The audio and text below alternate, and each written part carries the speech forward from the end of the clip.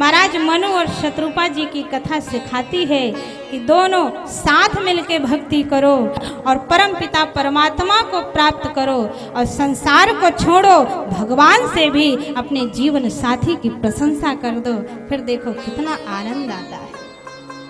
देवी शत्रुपा जी ने कहा, जो बरनाथ चतुर नृप मांगा, सो कृपाल मोहि अति प्रिय लगा। मुझे बहुत प्रिय लगा।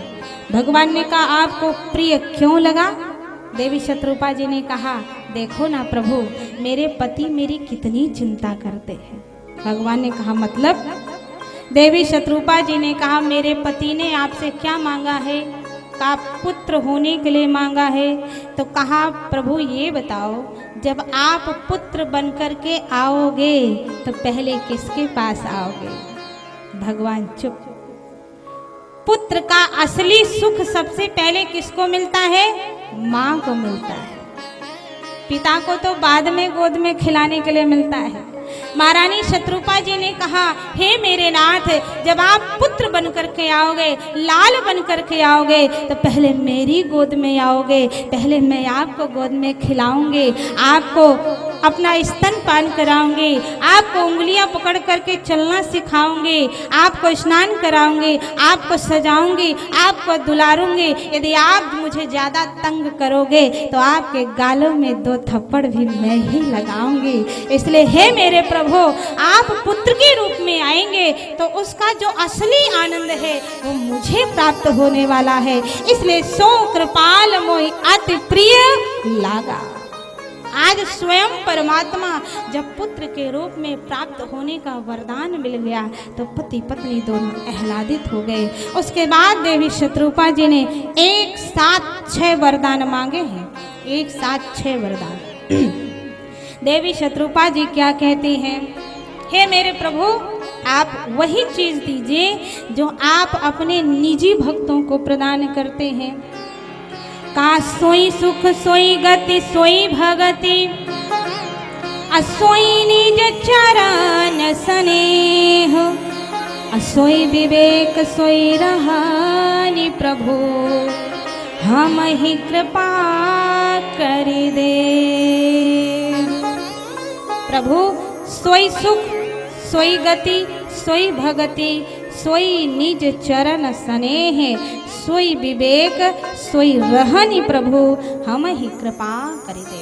वही सुख वही गति वही भक्ति जो आप अपने निजी भक्तों को प्रदान करते हैं, हमें भी प्रदान करिए। भगवान ने कहा, एओ मस्तु। पहला वरदान महाराज मनु जी को मिला। 6 वरदान एक साथ शत्रुपा जी ने मांगा। 6 1 कितना हो गया? 7 वरदान हो गए। महाराज मनु जी ने फिर से परमात्मा से एक वरदान मांगा। कौन सा वरदान मांगा?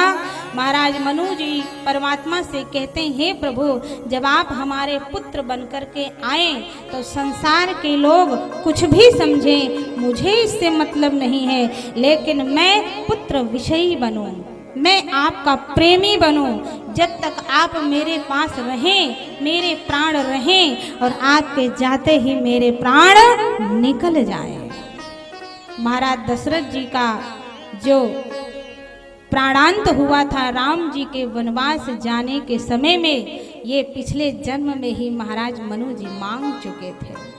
इसलिए मैंने एक दिन कथा में कहा था कि जो हो रहा है ये भी पहले से निश्चित था, जो हो चुका है ये भी पहले से निश्चित था, आगे आने वाले समय में जो होगा ये भी पहले से निश्चित हो चुका है।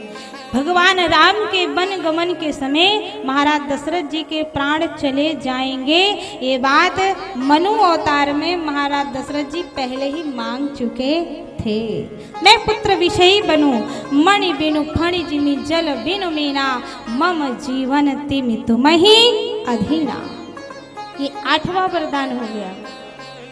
भगवान ने फिर से महारानी कौशल्या जी से कहा, मैया माँ तो विवेक अलौकिक तोरे। माँ, जब मैं आपका पुत्र बन करके आऊँगा तो आपका विवेक कम नहीं होगा, आपका विवेक अलौकिक रहेगा। माता सब जानती थी, उन्हें सब चीज का ज्ञान था। इस प्रकार से परम ब्रह्म परमात्मा महाराज मनु जी को, शत्रुपा जी को 9 वरदान प्राप्त कराते हैं, देते हैं। इतना ही नहीं, और भी कुछ कहा। क्या कहा? महाराज मनु जी से परमात्मा कहते हैं मैं तो आपका पुत्र बन करके आऊंगा, लेकिन अकेले नहीं आऊंगा। कैसे आऊंगा?